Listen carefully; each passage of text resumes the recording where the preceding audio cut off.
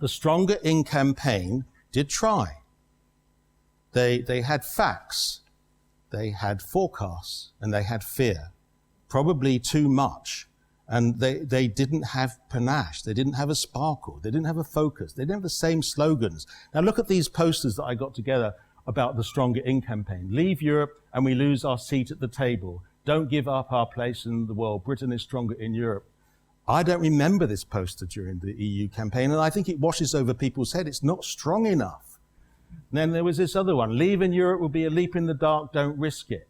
Fine, but I don't think this poster had the same impact as the bus. We needed something, but not a lie. We needed some truth on a bus. And who can remember this one with Nigel Farage cutting a branch and they're going to fall off? Well, it could be a bit amusing, but I don't even know what it means. I don't even remember it, and I don't think it's very effective. But I don't think that the Remain campaign fibbed. I don't think they lied. I think they were too heavily involved with forecasts and Project Fear, and I think that they did give us facts, and they were criticized. But the point is that Project Fear is becoming Project Reality now, and their forecasts rosely related to what would happen after Brexit, when we've left. And I think that their forecast will turn out to be correct, and if anything, underestimated the harm that will happen to Britain after we have left the European Union. There were also a large number of other groups, not Stronger In, unofficial groups, that tried to get Britain to stay in the EU. For instance, the sterling work of journalists at Infax that did a lot of articles during the referendum campaign to try and give the facts about the EU and to challenge the misinformation of the Leave campaign. And actually there were a huge number of groups campaigning for Britain to stay in the EU. For example, the New Europeans, Scientists for EU, the European Movement. Great work, but why didn't we come together? And why didn't Stronger In get us to work together? We were all fragmented. It was a tragedy. We should have worked more together. Remain should have won the referendum in 2016. Of course, we should have won. And in my view, we would have won with an entirely different campaign. And we need to learn the mistakes of that, otherwise we may be doomed to make them again. The Remain side didn't expect to lose. They ran a campaign that was complacent. It was trying to sell the country fear with doom-laden forecasts. They didn't learn that a fear campaign is not a good campaign. On the other hand, the Leave campaign was brilliant. It was compelling, it was charismatic, it was compulsive, it was something which obviously caught the attention of the nation, albeit all based on lies and mistruths and false promises.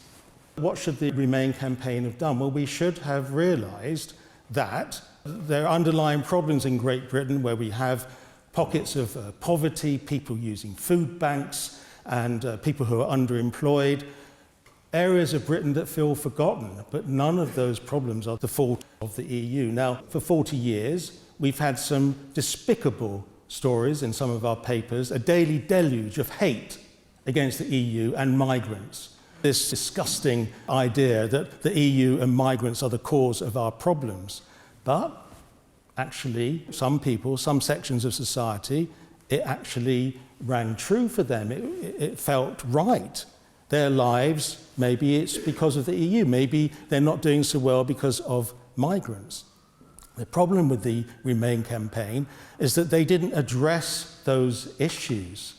They didn't look at the causes of why people might be supporting Brexit, and they didn't spend any real time or resources actually putting across the positive benefits of the EU, and they certainly didn't have anything in their armoury to tackle the lies of Leave, the lies that in the end did win. The Leave campaign is still telling these lies, and the problem today is that there still isn't a campaign to tackle them.